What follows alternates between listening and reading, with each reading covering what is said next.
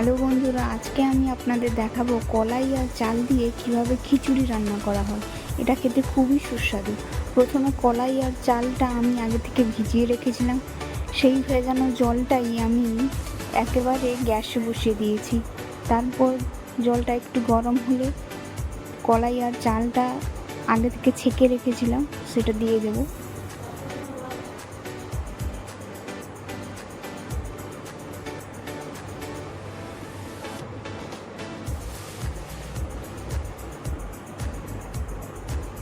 তারপর দিয়ে দেবো স্বাদ মতো নুন,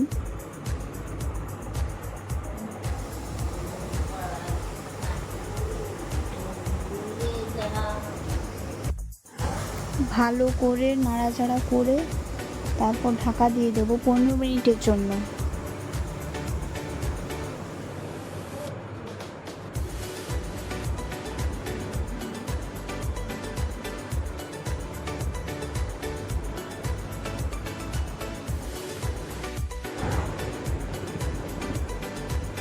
পনেরো মিনিট পর আবার ঢাকাটা খুলে ভালো করে নাড়াচাড়া করে নেব।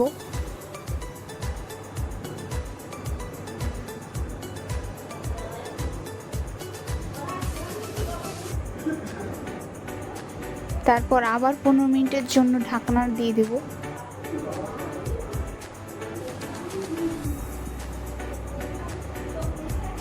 তারপর আমাদের রেডি কলাই আর চাল দিয়ে এক ধরনের খিচুড়ি, যেটা খেতে খুবই সুস্বাদু। আপনারাও বাড়িতে ট্রাই করবেন এবং কমেন্ট করে জানাবেন।